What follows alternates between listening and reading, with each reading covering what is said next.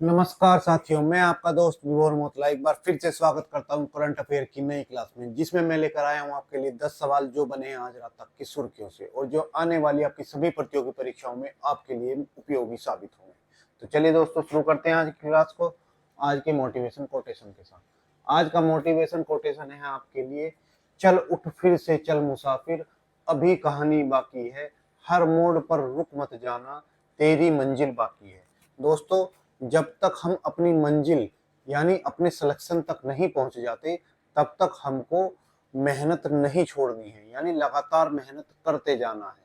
और जब हम लगातार मेहनत करते जाएंगे, एक दिन अपनी मंजिल को अवश्य प्राप्त कर लेंगे। तो चलिए दोस्तों, उस मेहनत के क्रम में शुरू करते हैं आज की क्लास क्वेश्चन नंबर 1 के साथ। आज का पहला क्वेश्चन है आप सभी के लिए कि रूस का वेनेरा डी मिशन किस ग्रह पर भेजा जाएगा। दोस्तों, रूस की जो अंतरिक्ष एजेंसी है, रूस की अंतरिक्ष एजेंसी, और उसका नाम क्या है? तो रूस की अंतरिक्ष एजेंसी का नाम है रोसकोसमोस, रोसकोसमोस। और इसने घोषणा की है कि ये एक मिशन भेजेगी जिसका नाम है वेनेरा डी मिशन, और ये मिशन होगा शुक्र ग्रह के लिए। शुक्र ग्रह के लिए ये मिशन भेजने वाली है। तो रोसकोसमोस जो है इस शुक्र ग्रह के लिए इस मिशन में जो वेनेरा डी मिशन होगा, इसमें एक लैंडर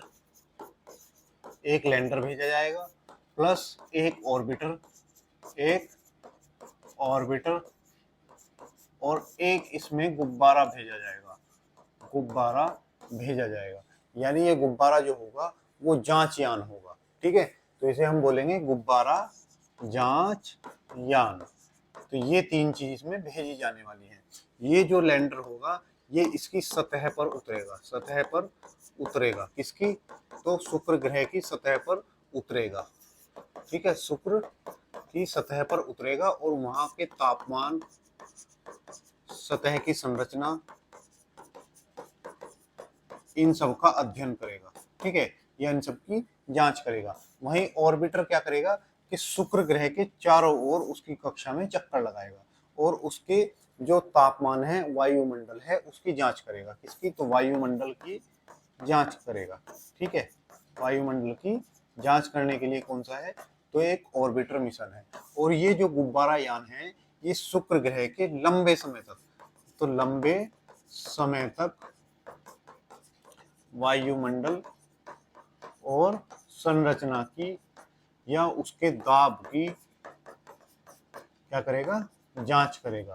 ठीक है, यानी उसकी लंबे समय तक जांच करने के लिए ये गुब्बारा यान मिशन को छोड़ा गया है। और इसका उद्देश्य है कि शुक्र ग्रह पर जो वातावरण है, सतह और जलवायु का तंत्र है, उसमें डाटा एकत्रित करना इस मिशन का ये उद्देश्य है। ठीक है, तो इसका उद्देश्य हो गया। और बात करूं मैं शुक्र मिशनों की, तो अब से पहले जब यूएसएसआर हुआ करता था, यानी 1991 में जब यूएसएसआर का विघटन हो गया और ये 15 देशों में टूट गया, तो उसके बाद यूएसएसआर के विघटन के बाद रूस का शुक्र ग्रह के लिए ये पहला मिशन है। इससे पहले, यानी जब यूएसएसआर के समय पर, इससे पहले 2 मिशन यूएसएसआर भेज चुका है शुक्र ग्रह के लिए। ठीक है, तो ये इसका कौन सा मिशन होगा? तीसरा मिशन होगा। लेकिन रूस का ये पहला ही मिशन है। यूएसएसआर जब देश हुआ करता था तब इसने 2 मिशन भेजे, एक था वेनेरा और एक था वेगा। वेनेरा और वेगा 2 मिशन यूएसएसआर भेज चुका है, लेकिन रूस का एक देश के तौर पर ये पहला मिशन होगा। और ये मिशन क्यों भेजा जा रहा है? क्योंकि हमें शुक्र ग्रह पर अभी मालूम चला है, क्योंकि हमें जो शुक्र ग्रह है इस पर फास्फीन गैस होने का पता चला है। और ये कब चला है? तो 2020 में हमें ये जानकारी मिली थी कि यहाँ पर एक फास्फीन गैस पाई जाती है। और ये जो फास्फीन गैस है ये किसके द्वारा बनाई जाती है? तो जैविक प्रक्रिया द्वारा बनाई गई गैस है। जैविक प्रक्रिया द्वारा बनाई जाती है, बनाई जाती है। यानी जो ये फास्फीन गैस है, इसको बनाने के लिए जैविक प्रक्रिया की जरूरत होती है, यानी ये सूक्ष्म जीवों द्वारा बनाई जाती है। अगर सूक्ष्म जीवों द्वारा ये गैस बनाई जाती है तो इस प्रक्रिया में क्या होगा, सूक्ष्म जीव इसका निर्माण करेंगे, सूक्ष्म जीव निर्माण करते हैं। और अगर सूक्ष्म जीव निर्माण करेंगे तो यानी शुक्र ग्रह पर क्या हो सकती है, शुक्र ग्रह पर जीवन की संभावना है, जीवन की संभावना हो सकती है। ठीक है, यानी जीवन की संभावना से इनकार नहीं किया जा सकता इस पर, शुक्र ग्रह पर। तो अब इन सबको देखते हुए दुनिया में होड़ लगी है शुक्र ग्रह पर अपने मिशन भेजने की। जैसा कि हम जानते हैं नासा यूएसए की स्पेस एजेंसी है, तो नासा भी इस पर 2 मिशन भेज रहा है, जिसका नाम है, पहला मिशन कौन सा होगा, वेरिटास। तो वेरिटास मिशन नासा द्वारा, और दूसरा मिशन होगा इसका जो नासा इस पर भेजने वाला है, दाविंची। तो दाविंची प्लस ये मिशन कौन भेज रहा है, ये भेज रहा है हमारा नासा। और नासा कहाँ से कब भेज रहा है, तो ये 2028 से 2030 के बीच इन दोनों मिशन को यहाँ पर भेजने वाला है। साथ ही हमारा जो ईएसए है, यानी यूरोप की जो अंतरिक्ष एजेंसी, यूरोप स्पेस एजेंसी है, ये भी शुक्र ग्रह पर एक मिशन भेजने वाली है। और ये जो शुक्र ग्रह पर मिशन भेजेगी, इसका नाम होगा इनविंशन।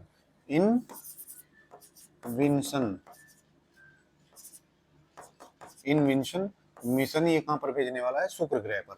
और ये भी लगभग 2030 तक अपने मिशन को भेजेगा। अब बात आती है भारत की, तो भारत शुक्र ग्रह के लिए कौन सा मिशन भेज रहा है, तो शुक्रयान मिशन भारत इस पर भेजने वाला है। और कब, तो 2028 में भारत ने तय किया है कि हम इस पर शुक्रयान मिशन भेजेंगे। ठीक है, तो 2028 में भारत इस पर शुक्रयान मिशन भेजेगा। और अब रूस ने भी घोषणा कर दी है, वो वेनेरा डी मिशन इस पर भेजने वाला है।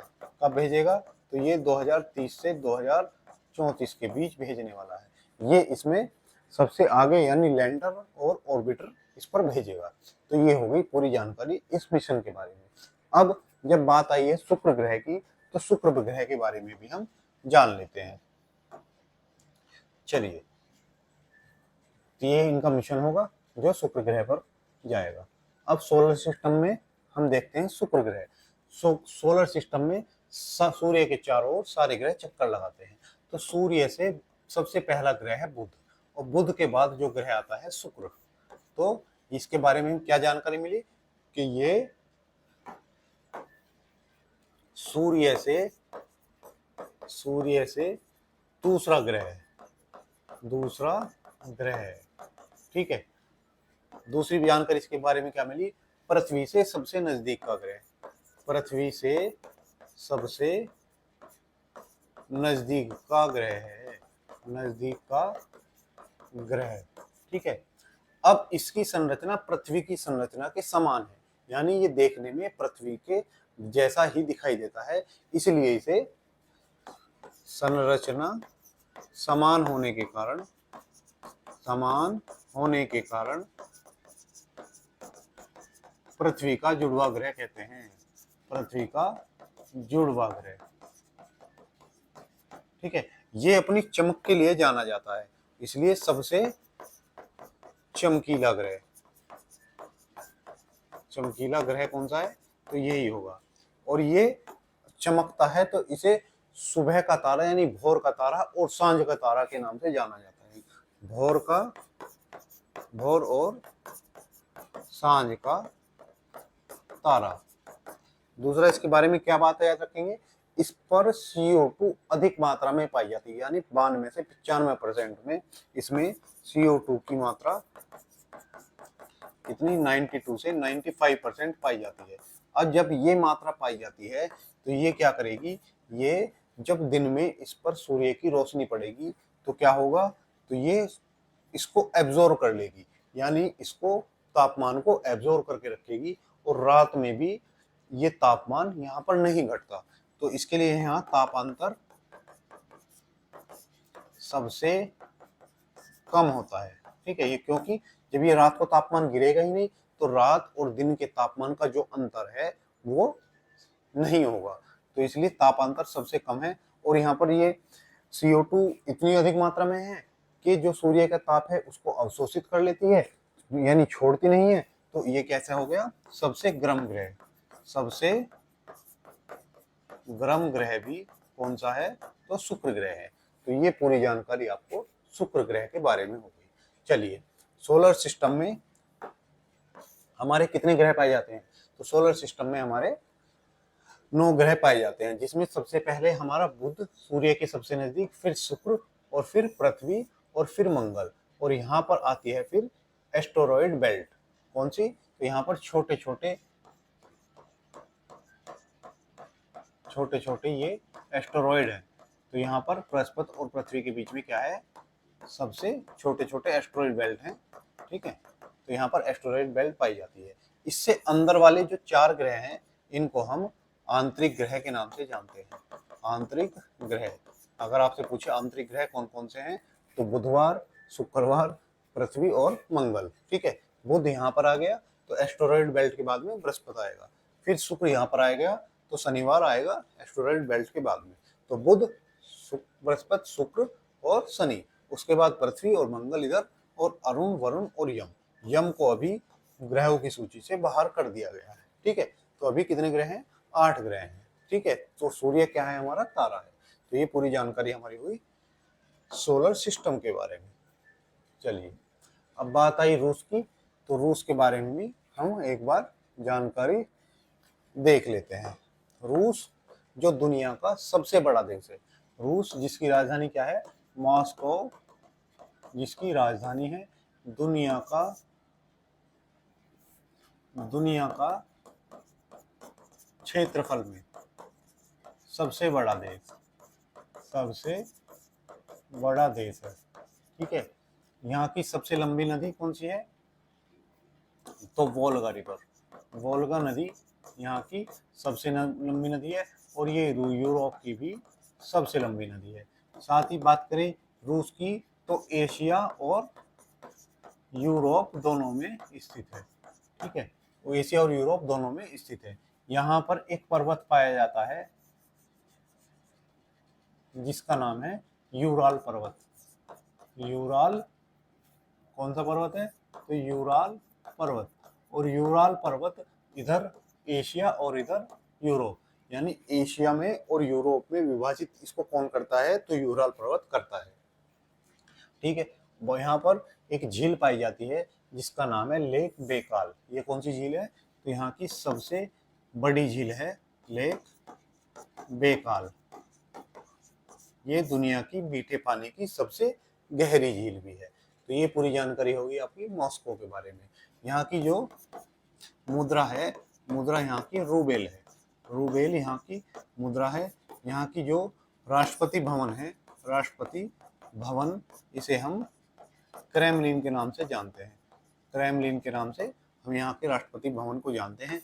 और यहाँ के राष्ट्रपति कौन है, तो यहाँ के राष्ट्रपति वर्तमान में व्लादिमीर पुतिन है। ठीक है, व्लादिमीर पुतिन यहाँ के राष्ट्रपति हैं। ठीक है, तो ये पूरी जानकारी हमारी किसके बारे में हुई, रूस के बारे में हुई। अभी हाल ही में ये वाला प्रायद्वीप, इसका चर्चा में रहा था। तो इस प्रायद्वीप का नाम क्या है, कमचटका प्रायद्वीप। प्रायद्वीप ये किस वजह से चर्चा में रहा, तो यहाँ पर लगभग 8.7 तीव्रता का भूकंप आया था, तीव्रता का भूकंप आया था। यहाँ पर ये वाला जो क्षेत्र है प्रशांत महासागर का, ये वाला क्षेत्र, ये किस में पाया जाता है, तो ये रिंग ऑफ फायर कहा जाता है, फायर, क्योंकि यहाँ पर सबसे अधिक भूकंप आते हैं। तो कमचटका प्रायद्वीप भी किसमें है, रिंग ऑफ फायर का हिस्सा है, इसलिए यहाँ पर बहुत अधिक ज्वालामुखी भी पाए जाते हैं। यहाँ पर ये जापान हुआ, जापान, और ये हो गया रूस। तो कमचटका प्रायद्वीप के दक्षिण में यहाँ पर छोटे छोटे आइलैंड पाए जाते हैं, यानी द्वीप पाए जाते हैं। इनको हम क्यूरिल द्वीप के नाम से जानते हैं, क्यूरिल द्वीप। और ये क्यूरिल द्वीप जो है वो रूस और जापान के बीच विवाद का केंद्र है, यानी दोनों के बीच झगड़ा किसके ऊपर है, तो क्यूरिल द्वीपों के ऊपर दोनों देशों के बीच झगड़ा है। तो क्यूरिल द्वीप विवाद किसके बीच है, तो ये रूस और जापान के बीच, रूस और जापान के बीच क्या है, क्यूरिल द्वीप विवाद है। तो ये विवाद आप याद रखेंगे। यहाँ पर आप देखिए, यहाँ पर आपका रूस और यहाँ से शुरू होता है अमेरिका, अलास्का से। अगर मैं पृथ्वी को इसको गोल करके मिला दूं तो ये वाला क्षेत्र यहाँ वाले क्षेत्र से मिल जाएगा, यानी रूस और अमेरिका दोनों आपस के पड़ोसी हैं, यानी आमने सामने हैं। इन दोनों की भूमि को यहाँ पर एक जल संधि अलग करती है, जिसे हम बेरिंग स्ट्रेट के नाम से जानते हैं, बेरिंग जल संधि। ठीक है, तो कौन सी जल संधि हो गई, बेरिंग जल संधि। अगर आपसे कोई पूछे रूस और अमेरिका को कौन सी जल संधि अलग करती है, या रूस और अमेरिका के भूभाग को कौन सी जल संधि द्वारा अलग किया जाता है, तो उसका नाम होगा बेरिंग जल संधि। ठीक है, तो ये पूरी जानकारी आपको रूस के बारे में। क्वेश्चन नंबर 2 है, हाल ही में दुबई अंतरराष्ट्रीय हवाई अड्डे में इमिग्रेशन काउंटर की जगह किस तकनीक पर आधारित यात्री गलियारा शुरू किया गया है। तो अभी क्या है, जो हमारा यूएई है, यूएई का इसकी राजधानी क्या है, इसकी राजधानी आबू धाबी है, आबू धाबी इसकी राजधानी है। और यूएई में 7 अमीरात हैं, 7 अमीरात। तो कौन कौन से हैं, तो 7 अमीरात में एक दुबई हुआ, एक आबू धाबी हुआ, एक शारजाह हुआ, एक अजमान हुआ। ये जो दुबई है ये यहाँ का सबसे आबादी वाला अमीरात है, आबू धाबी यहाँ का सबसे बड़ा अमीरात है, यानी आबू धाबी कैसा हुआ, यहाँ का सबसे बड़ा अमीरात। फिर एक इसका फुजेरा हुआ, फुजेरा, ये इसका 5वां अमीरात, यानी Dubai, Abu Dhabi, Sharjah, Ajman, Fujairah. और 2 और अमीरात जिसमें रास अल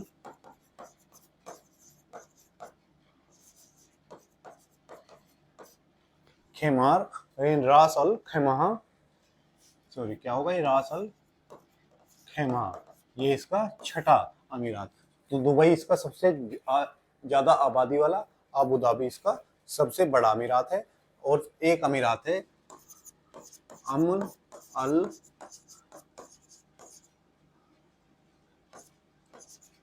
कवनेन। ठीक है, क्या है, तो अमल अल कैनन, तो ये इसका 7वां अमीरात है। इन 7 अमीरात के जुड़ने से एक देश बनता है जिसको हम संयुक्त राज्य अमीरात यानी अमीरातों का गठबंधन के नाम से जानते हैं। ठीक है, तो ये 7 अमीरात हो गए इसके, Dubai, Abu Dhabi, Sharjah, Ajman, Fujairah, Ras al खैमा और अमन अल कुवैन। इसमें से जो दुबई है ये सबसे इसका क्या हुआ, आबादी वाला। अब इनका एक जो दुबई में एयरपोर्ट है, दुबई एयरपोर्ट, दुबई एयरपोर्ट, और ये कैसा है, ये दुनिया का सबसे व्यस्त एयरपोर्ट है, दुनिया का सबसे व्यस्त एयरपोर्ट।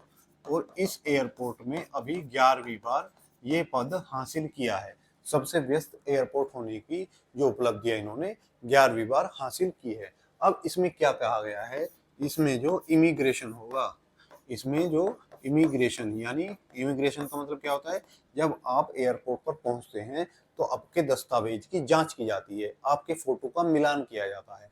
तो अब तक क्या होता था, वहां पर काउंटर पर एक आदमी बैठा होता था, वो बोलता था कि अपना पासपोर्ट दीजिए, ये दीजिए, वो सारी क्या करेगा, आपकी डिटेल चेक करेगा। अब इन्होंने क्या कर दिया है, अब इन्होंने एक गलियारा बना दिया है। ठीक है, आप उसमें क्या करेंगे, जैसे आप यहाँ से इसमें घुसे, यहाँ से इसमें घुसेंगे और यहाँ से निकलेंगे, तो इस 14 सेकंड, ये कितने सेकंड का सफर है, तो ये 14 सेकंड का सफर है। इस 14 सेकंड के सफर में आपकी स्वतः ही जांच कर ली जाएगी, किसके माध्यम से, तो एआई के माध्यम से। तो एआई के माध्यम से क्या होगी, आपकी इस गलियारे में जांच कर ली जाएगी, आपकी आंखों की रेटिना से, आपके फिंगरप्रिंट से, आपके चेहरे के मिलान करके जांच कर ली जाएगी। हाँ भाई, जिस आदमी का पासपोर्ट है या पासपोर्ट वैलिड है और ये आदमी भी वैलिड है, इसकी जांच कर ली जाएगी। तो अभी कहाँ पर शुरू किया गया है, दुबई के एयरपोर्ट पर ये शुरू किया गया है। ठीक है, तो ये कैसी है, कृत्रिम बुद्धिमत्ता एआई पर आधारित एक गलियारे का इसमें निर्माण किया गया है। और एक बार में इसकी क्षमता कितनी है, एक बार में 10 यात्रियों की इसकी क्षमता है, यानी 10 यात्रियों को ये क्या करेगा, 10 यात्रियों को 14 सेकंड में चेक करके निकाल देगा। हाँ भाई, ये ओके रिपोर्ट है, ठीक है, कि जिसका पासपोर्ट है वही आदमी हमारे देश में प्रवेश करने जा रहा है। और ये जो पहल है, इसने किस पहल के माध्यम से ये किया है, travels with out border, without border, इस पहल के तहत इसने ये कार्य शुरू किया है। ठीक है, तो किसने शुरू किया है, दुबई ने किया है, एआई के माध्यम से गलियारे का निर्माण किया है। तो ये गलियारा हो गया, इस गलियारे से आप गुजरेंगे तो आप 14 सेकंड में अपने आप जांच ये कर लेगा। ठीक है, तो ये हो गया हमारा क्वेश्चन नंबर 2। अब बात करें यूएई की लोकेशन की, तो आपको एक छोटू सा देश यहाँ पर दिखाई देगा, किसमें, अरब प्रायद्वीप पे। ये हो गया हमारा अरब प्रायद्वीप। ठीक है, अरब प्रायद्वीप ये दुनिया का सबसे बड़ा प्रायद्वीप है। प्रायद्वीप का मतलब क्या होता है, वह भाग जो तीनों तरफ से पानी से घिरा हो, उसको हम क्या बोलते हैं, प्रायद्वीप के नाम से जानते हैं। और इस प्रायद्वीप में आपको यहाँ पर ये देश देखने को मिला है, पीले वाला, संयुक्त अरब अमीरात। यहाँ पर एक छोटा देश है, ये वाला देश है, इसका ही हिस्सा है यहाँ पर ओमान। कौन से का, ओमान। और ओमान और ईरान, ऊपर कौन सा है, ईरान। तो ओमान और ईरान के बीच एक जल संधि है, इसे हम हॉर्मुज जल संधि के नाम से जानते हैं, हॉर्मुज जल संधि। ठीक है, तो ये जो जल संधि किस किस को अलग कर रही है, ओमान को ईरान से अलग करने वाली जल संधि है। और ये जोड़ती किसको है, तो ये पर्शियन गल्फ यानी फारस की खाड़ी को, फारस की खाड़ी किसको जोड़ती है, तो फारस की खाड़ी को किससे जोड़ेगी, फारस की खाड़ी को ये जोड़ती है किससे, ओमान सागर से या अरब सागर से, ओमान सागर या अरब सागर से जोड़ती है। ठीक है, इसके दूसरी तरफ एक यहाँ पर जल संधि है जिसे हम बाबे मंडल के नाम से जानते हैं। कौन सी, बाबे मंदेव के नाम से जानते हैं। और ये किसको जोड़ती है, तो ये पहले देखेंगे अलग किसको करेगी, तो ये किसको, अफ्रीका को इससे एशिया से अलग करती है। ठीक है, एशिया से अलग करेगी और जोड़ेगी किसे, तो यहाँ पर है हमारा लाल सागर, तो लाल सागर को किससे जोड़ दिया है, तो यहाँ पर है गल्फ ऑफ आदेन, यानी आदेन की खाड़ी से जोड़ती है। आदेन की खाड़ी को हम आंसुओं का द्वार कहते हैं, आंसुओं का द्वार, यानी आंसुओं के द्वार के नाम से कौन सी जानी जाती है, अदन की खाड़ी। और इससे जोड़ने वाली लाल सागर से जोड़ने वाली जल संधि को हम क्या, कौन सी जल संधि बोलते हैं, तो इसको बाबे मंदेव जल संधि बोलते हैं, जो यमन को जिबूती, अफ्रीका के यमन को अफ्रीका के जिबूती को किससे अलग कर रही है, एशिया के यमन से अलग कर रही है। ठीक है, तो ये जल संधि पूरी आपके अरब प्रायद्वीप के बारे में जानकारी हो गई। चलिए अब देखते हैं क्वेश्चन नंबर 3। क्वेश्चन नंबर 3 है कि विश्व मानवतावादी दिवस किस दिन मनाया जाता है। तो विश्व मानवतावादी दिवस कब मनाया जाता है, 19 अगस्त को। विश्व मानवतावादी दिवस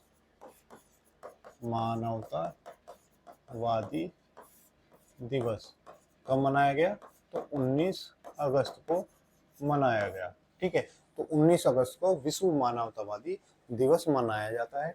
और इसकी वर्तमान थीम क्या रही, थीम 2030 2025, यानी 2025 में इसकी थीम क्या रही? तो इसकी थीम है वैश्विक एकजुटता को सशक्त बनाना। क्या थीम होगी इसकी? वैश्विक एकजुटता को सशक्त बनाना, ये इसकी थीम होगी, वैश्विक एकजुटता को सशक्त बनाना। साथ ही इसमें आगे इन्होंने जोड़ दिया है कि स्थानीय समुदाय को भी सशक्त बनाना, वैश्विक एकजुटता को सशक्त बनाना और स्थानीय समुदायों को सशक्त बनाना। तो ये इसकी थीम हो गई, ठीक है। तो ये हो गई इसकी थीम। तो 2025 की थीम है। अब ये मनाया क्या जाता है? विश्व मानवतावादी दिवस। तो इसको सबसे पहले 2003 में शुरू किया गया। शुरू क्यों किया गया? तो इसका शुरू किया करे जाने का कारण था कि जो बगदाद है, बगदाद जो इराक की राजधानी बगदाद है, यहाँ पर यूएन के ऑफिस पर, यानी यूनाइटेड नेशन संयुक्त राष्ट्र के ऑफिस पर क्या किया था? ऑफिस पर हमला किया गया और इस हमले में 22 सामाजिक कार्यकर्ताओं की हत्या कर दी गई, ठीक है। तो इनकी याद में 2003 से इसको मनाया जाने लगा, ठीक। तो 2003 में बगदाद हमले के बाद इसको मनाया जाने लगा। तो ये हुआ हमारा दिवस, कौन सा? विश्व मानवतावादी दिवस। अभी इसी के साथ 20 अगस्त को 2 दिवस और मनाए गए। 20 अगस्त को 2 दिवस और मनाए गए और वो दिवस कौन से हैं? अक्षय ऊर्जा दिवस और सद्भावना दिवस। 20 अगस्त को 2 दिवस, पहला है अक्षय ऊर्जा दिवस, ऊर्जा दिवस, और दूसरा है सद्भावना दिवस, सद्भावना दिवस, ठीक है। अक्षय ऊर्जा यानी नवीकरणीय ऊर्जा, जिसका प्रयोग हम किस लिए करते हैं? जो हमारे फॉसिल फ्यूल हैं, जो कार्बन का उत्सर्जन करते हैं, उनसे पर्यावरण को बचाने के लिए हम किसका प्रयोग करते हैं? अक्षय ऊर्जा का प्रयोग करते हैं। और इसको 2004 में शुरू किया गया। तो कब शुरू किया गया? 2004 में नवीन और नवीकरणीय मंत्रालय द्वारा शुरू किया गया, ठीक है। नवीकरणीय मंत्रालय द्वारा इसको 2004 में शुरू किया गया। सद्भावना दिवस हमारे जो पूर्व पीएम थे, जिनका नाम था राजीव गांधी के प्रयासों को देखते हुए सद्भावना दिवस हमारा शुरू किया गया। साथ ही यहीं पर एक तीसरा दिवस भी मनाया गया, मच्छर दिवस। कौन सा? तो शर्मा जी, मच्छर दिवस भी मनाया गया है 3 तारीख को। तो 3 दिवस हो गए आपके 3 तारीख को, ठीक है। अक्षय ऊर्जा दिवस, सद्भावना दिवस और मच्छर दिवस। अब अगर मैं बात करूं, आपको रिवीजन कराऊं अगस्त के दिनों का, तो कौन कौन से अगस्त में दिन मनाए गए? तो 1 अगस्त को हम जो दिवस मनाते हैं वो है वर्ल्ड वाइल्ड वेब दिवस। और इसके साथ ही हम कौन सा दिवस मनाते हैं? तो इसके साथ ही हम विश्व फेफड़ों का कैंसर दिवस ये भी मनाते हैं। इसके साथ आता है 6 अगस्त। 6 अगस्त को हम हिरोशिमा दिवस मनाते हैं। हिरोशिमा कहाँ का शहर है? तो ये जापान का शहर है, जिसमें सेकेंड वर्ल्ड वॉर में अमेरिका ने परमाणु बम गिराया था। तो 6 तारीख को गिराया था, इसलिए 6 अगस्त को हम हिरोशिमा दिवस मनाते हैं। साथ ही 7 अगस्त को हम 2 दिवस मनाते हैं। एक हो गया राष्ट्रीय हथकरघा दिवस और एक हो गया भाला फेंक दिवस, राष्ट्रीय भाला फेंक दिवस। ये क्यों मनाते हैं? क्योंकि राष्ट्रीय हथकरघा दिवस, इस दिन ही हमने स्वदेशी आंदोलन की शुरुआत की थी और जो हमारे देश की जो हमारे उद्योग थे उनको बढ़ावा देने के लिए ये दिवस मनाया गया। भाला फेंक दिवस, नीरज चोपड़ा जी ने इस दिन क्या जीता था? तो गोल्ड जीता था। 9 अगस्त जापान का दूसरा शहर नागासाकी, यहाँ पर जब बम गिरा है तो 9 अगस्त को हम ये मनाते हैं। 10 अगस्त को हम अंतर्राष्ट्रीय सेठ दिवस मनाते हैं। लायन डे, शेर दिवस मनाते हैं। 12 अगस्त को हम अंतर्राष्ट्रीय युवा दिवस और कौन सा मनाते हैं, हाथी दिवस मनाते हैं। 15 अगस्त को स्वतंत्रता दिवस। तो स्वतंत्रता दिवस 2025 को भारत की आजादी के कितने वर्ष पूरे हुए, आप कमेंट बॉक्स में लिखकर मुझे बताएंगे। ठीक है, चलिए, तो ये हो गया हमारे दिवसों के बारे में पूरी जानकारी। तो ये 3 दिवस मैंने आपको पढ़ाए। पहला वर्ल्ड मानवतावादी दिवस, दूसरा हो गया आपका अक्षय ऊर्जा दिवस, और तीसरा जो राजीव गांधी जी के प्रयासों को देखते हुए बनाया जाता है, सद्भावना दिवस। क्वेश्चन नंबर 4 है, भारत के मुख्य चुनाव आयुक्त को हटाने की प्रक्रिया संविधान के किस अनुच्छेद के तहत निर्धारित की गई है। अभी हाल ही में क्या हुआ है, हाल ही में जो हमारा विपक्ष है उसने ये मांग की है कि वोट चोरी हो रहे हैं। ठीक है, और वोट चोरी हो रहे हैं, तो इसके लिए जो हमारा चीफ इलेक्शन कमीशन है इसको हटाने की मांग कर रहे हैं। तो ये जो हटाने की प्रक्रिया है ये कहाँ पर वर्णित है, तो जो हमारा अनुच्छेद 324 है ये कहता है कि किसी भी चीफ इलेक्शन कमिश्नर को कैसे हटाया जा सकता है।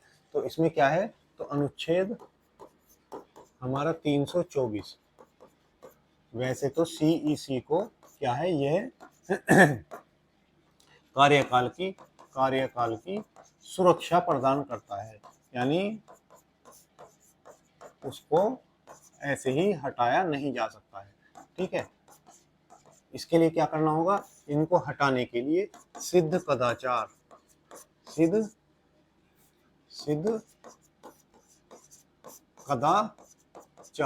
इसमें बताया गया है कि सिद्ध कदाचार और अक्षमता के आधार पर इनको हटाया जा सकता है, और हटाने के लिए क्या करना होगा, इसके लिए वोटिंग करानी होगी, और उसमें दोनों सदन में, जो हमारे संसद के दोनों सदन है, संसद के कौन कौन से हैं, तो हमारे संसद के 2 सदन होते हैं। ठीक है, संसद के 2 सदन कौन से होते हैं, एक होता है लोकसभा और एक होता है राज्यसभा। ठीक है, राज्यसभा दोनों से उपस्थित और मतदान करने वाले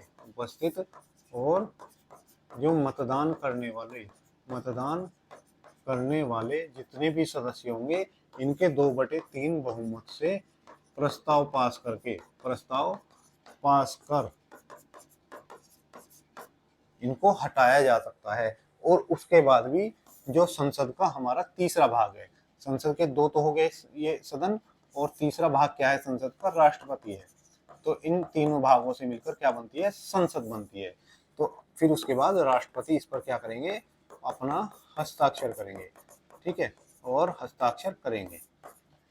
लेकिन यहाँ पर एक बात ध्यान रखने वाली है, इस मामले में राष्ट्रपति के पास विवेकाधीन शक्ति नहीं है।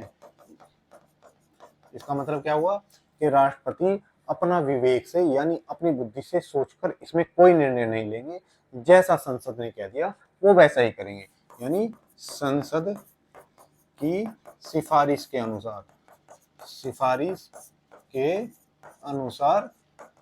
कार्य करेंगे। ठीक है, तो अभी ये प्रक्रिया कही जा रही है कि इसको हटाया जाना चाहिए। बाकी इसके जो विरुद्ध जो हमारे चीफ इलेक्शन कमिश्नर हैं, जिनका नाम है ज्ञानेश कुमार, उन्होंने प्रेस कॉन्फ्रेंस की है और विपक्ष को कहा है या तो आप एफिडेविट दीजिए, नहीं तो हमारी देश की जनता से माफी मांगिए, क्योंकि आपने जितने भी बयान दिए हैं वो सारे गलत हैं। ऐसे ही विपक्ष इसको लेकर सुप्रीम कोर्ट भी गया, हाई कोर्ट भी गया, लेकिन दोनों जगह से उसकी अपील को खारिज कर दिया गया। कहा कि आपकी अपील में कोई दम नहीं है, आपके पास कोई तथ्य या सबूत नहीं है। तो इसके लिए प्रेस कॉन्फ्रेंस ज्ञानेंद्र कुमार ने जी की भी है। ठीक है, तो चलिए अब हम बात कर लेते हैं किसकी, जो हमारे चीफ इलेक्शन कमिश्नर है, ये कौन है, ज्ञानेश कुमार जी हैं। ठीक है, इन्होंने भी पूरी चेतावनी किसको दी है, हमारा जो विपक्ष है उसको दी है कि फालतू के आरोप ना लगाएं और जो कार्य है हमें उसको करने दें। यहाँ पर सवाल बनता है, क्या आज तक किसी चीफ इलेक्शन कमिश्नर को हटाया गया है, किसी सीईसी को हटाया गया है, हटाया गया है? तो इसका जवाब होगा नहीं। आज तक भारत में किसी भी मुख्य चुनाव आयुक्त को नहीं हटाया गया है। अगर बात करूं मैं सीईसी यानी चीफ इलेक्शन कमिश्नर, मुख्य चुनाव आयुक्त की, तो इसका वर्णन 324 में, ये तो मैंने आपको बता ही दिया। इसकी नियुक्ति कौन करता है, तो इसकी नियुक्ति राष्ट्रपति द्वारा की जाती है। किसके द्वारा, राष्ट्रपति द्वारा। राष्ट्रपति जी हमारे इसकी नियुक्ति करते हैं और इसकी नियुक्ति राष्ट्रपति द्वारा करते हैं। और इसका कार्यकाल कितना होता है, तो इसका कार्यकाल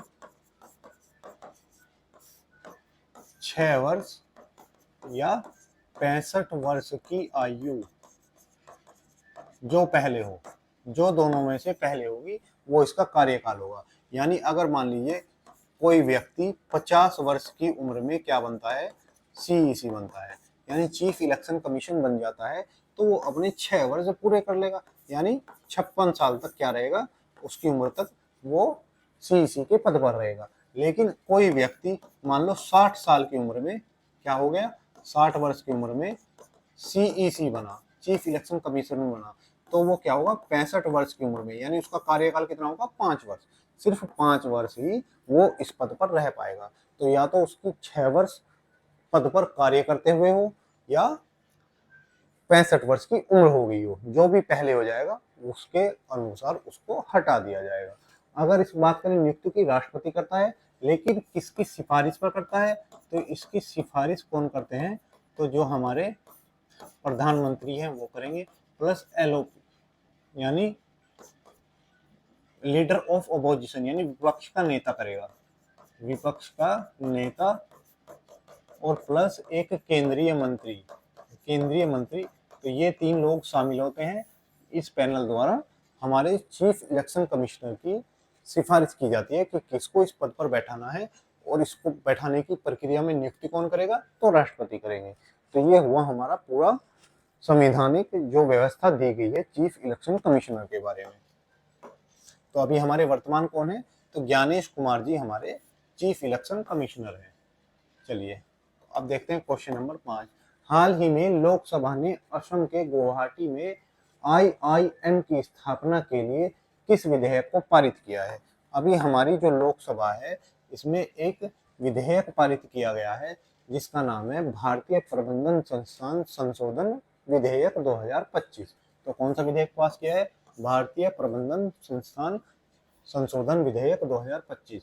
तो हमारी जो लोकसभा है, लोकसभा जिसमें कितनी सीटें होती हैं, 543 सदस्य हैं। ठीक है, 543 सदस्य हैं।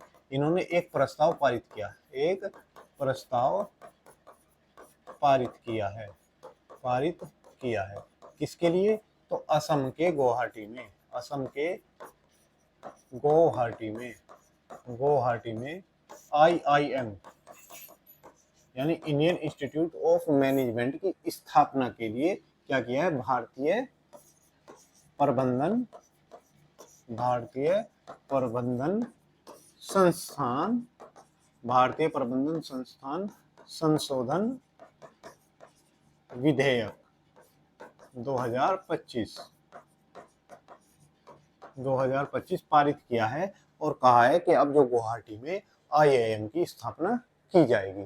ठीक है, और इसके लिए कुछ फंड का निर्धारण भी किया गया है। तो इसके लिए कितने रुपए का फंड बनाया गया है, तो 550 करोड़ रुपए का फंड भी इसके लिए निर्धारित किया गया है कि 550 करोड़ रुपए में हम गुवाहाटी में IIM की स्थापना करेंगे।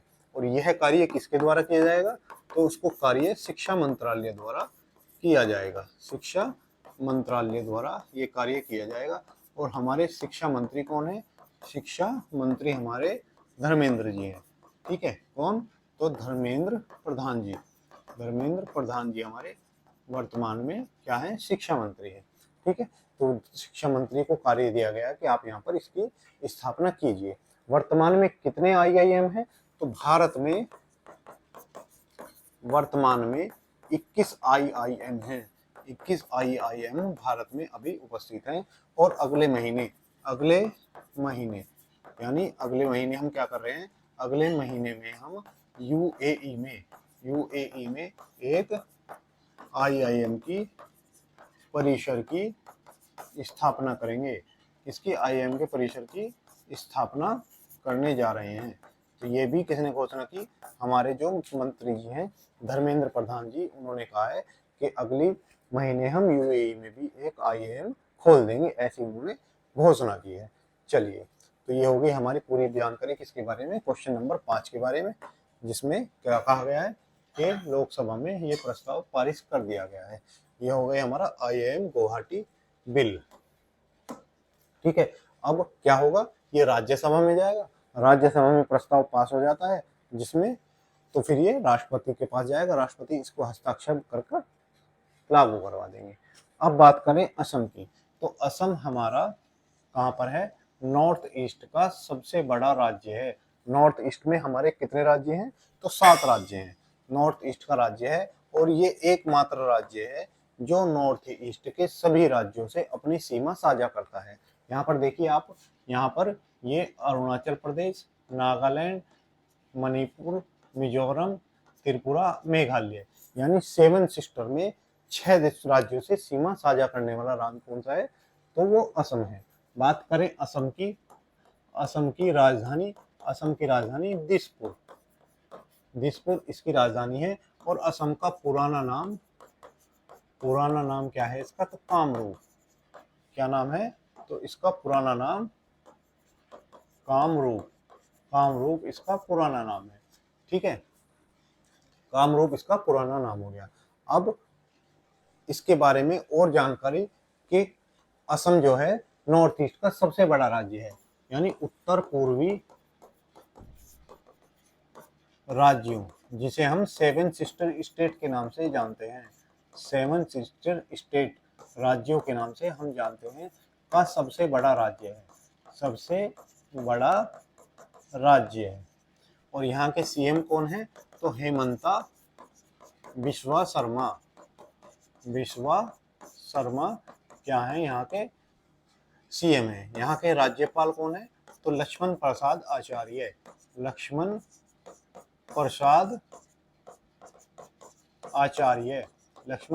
आचार्य यहाँ के कौन है? तो ये हो गए यहाँ के राज्यपाल।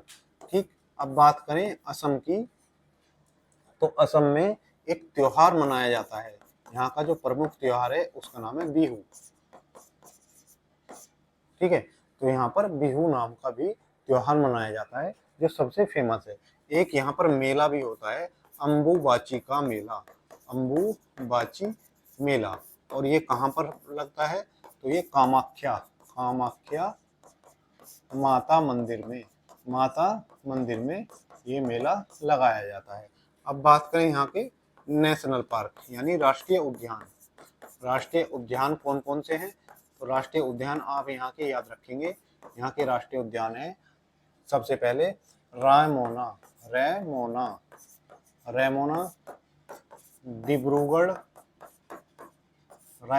डिब्रूगढ़ हुआ, उसके बाद काजीरंगा,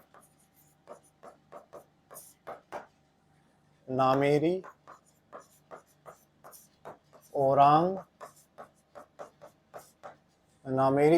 काजीरंगा, डिब्रू साइखोवा, और कौन सा बचा है? देहांग पटकई। एक होगा यहाँ पर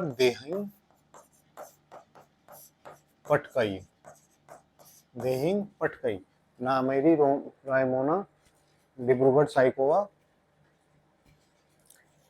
मानस, ये हो गया मानस। ठीक है, तो ये नेशनल पार्क हुए। जो काजीरंगा नेशनल पार्क है ये किसके लिए प्रसिद्ध है? तो एक सींग के गैंडे के लिए प्रसिद्ध है। एक सींग का गैंडा कहाँ पर? तो काजीरंगा नेशनल पार्क में पाया जाता है। बात करूं अगर असम की, तो यहाँ पर तेल का पहला कुआं, भारत में तेल का पहला कुआं, तेल का पहला कुआं कहाँ पाया गया? तो पहला कुआं यहीं पर डिगबोई असम में पाया गया था। ठीक है, डिगबोई असम में पाया गया था। अगर बात करूं गज मित्र पहल किसकी है? तो गज मित्र पहल भी किसकी है? असम की है, जिसमें क्या किया गया है? हाथी और मानव के संघर्ष को रोकने के लिए गज मित्र पहल को शुरू किया गया है। तो ये हो गई हमारी पूरी जानकारी किसके बारे में? असम के बारे में। चलिए अब देखते हैं क्वेश्चन नंबर 6। क्वेश्चन नंबर 6 रहे, हाल ही में अणुचक्र उपकरण को कितने राज्यों और केंद्र शासित प्रदेशों में, अब अणुचक्र उपकरण को कितने राज्य और केंद्र शासित प्रदेशों में लागू किया गया है? तो हमारे यहाँ पर एक सिस्टम है पीडीएस। ठीक है, पीडीएस यानी पब्लिक डिस्ट्रीब्यूशन सिस्टम। तो क्या है? पब्लिक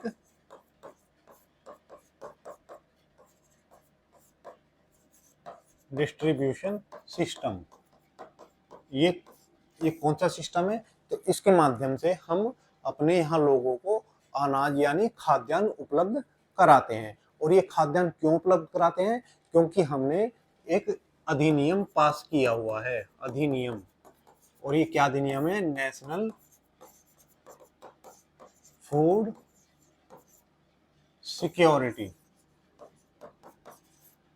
एक्ट 2013 यानी राष्ट्रीय खाद्य सुरक्षा, राष्ट्रीय खाद्य सुरक्षा अधिनियम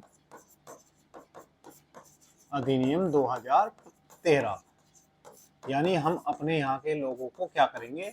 जो खाद्य सुरक्षा है वो प्रदान करेंगे। ऐसा हमने अधिनियम संसद में पेश किया।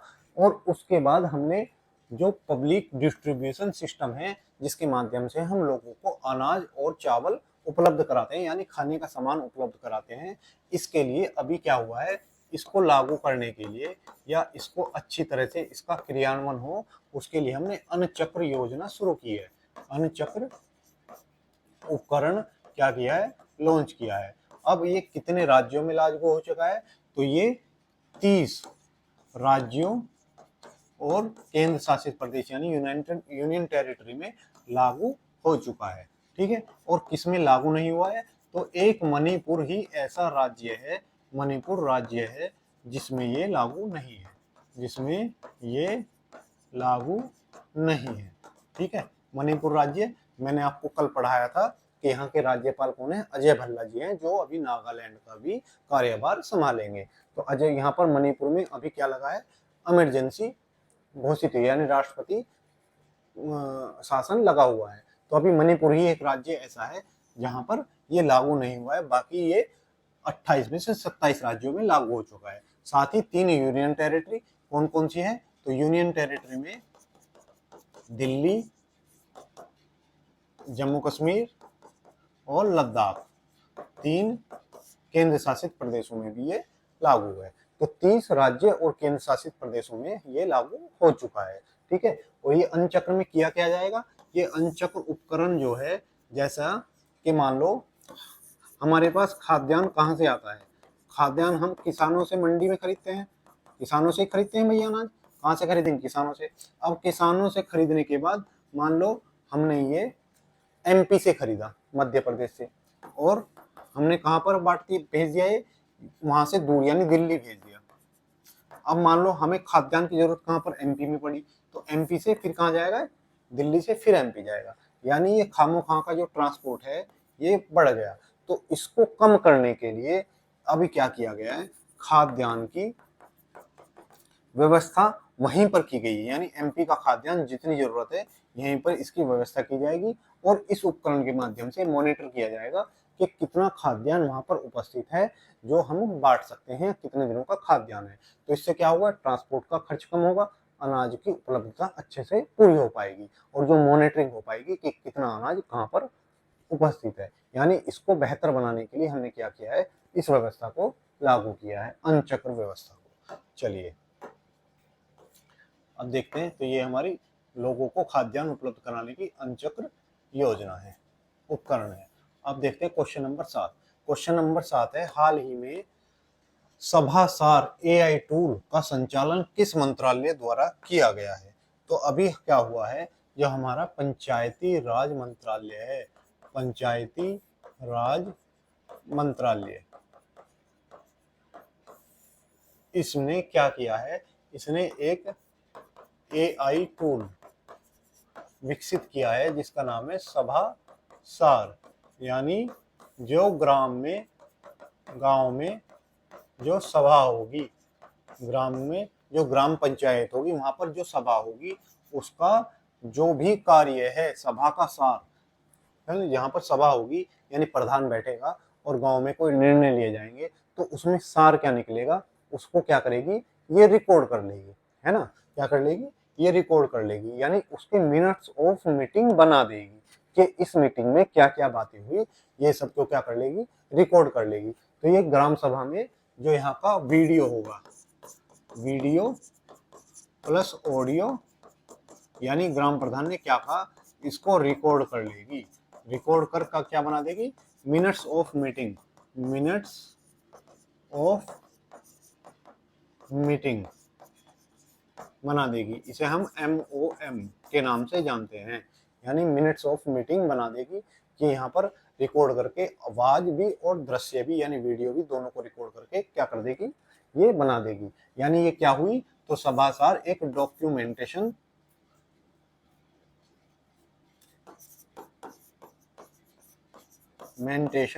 टूल हो गया। क्या है, डॉक्यूमेंटेशन टूल हो गया। यानी ये डॉक्यूमेंटेशन टूल है जो ग्राम सभा के सारे कार्यों को आसान बना देगा।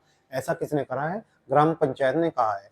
यानी क्या करेगा, ये प्रधान की रिकॉर्डिंग भी कर लेगा कि हाँ भाई ग्राम सभा में कुछ काम हो रहा है कि नहीं हो रहा है, क्या निर्णय लिए जा रहे हैं, ये बात भी सरकार तक पहुंच जाएगी। ठीक है, तो ये हमारा क्या हो गया, सभासार एक AI टूल हो गया। अब बात करें हम ग्राम सभा की। ठीक है, किसकी बात करते हैं, ग्राम सभा की बात करें। तो ग्राम सभा का वर्णन हमारे कहाँ पर था, तो मूल संविधान में हमारा अनुच्छेद 40 ग्राम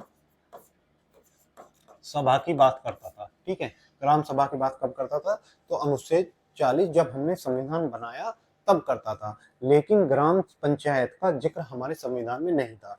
इसके लिए हमने 1992 में एक संविधान संशोधन किया, संविधान संशोधन, यानी संविधान में बदलाव किया।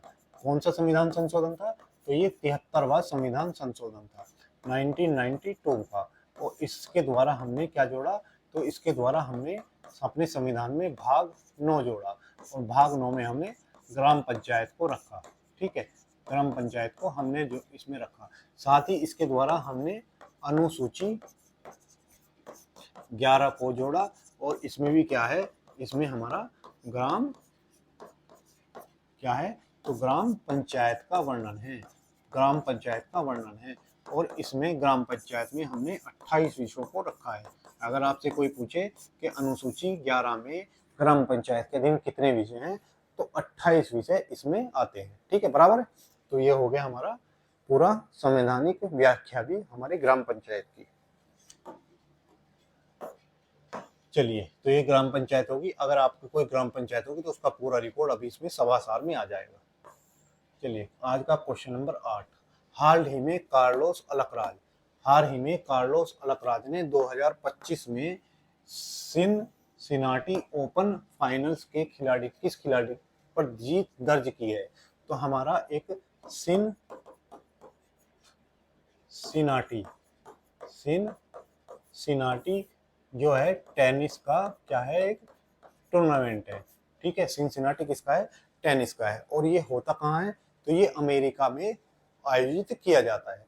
कहाँ पर, तो अमेरिका में आयोजित किया जाता है, ओहियो, ये ओहियो राज्य USA में इसका आयोजन किया जाता है। अब इस टूर्नामेंट में जो पुरुष हैं, पुरुष वर्ग में कौन जीता, तो कार्लोस अलकराज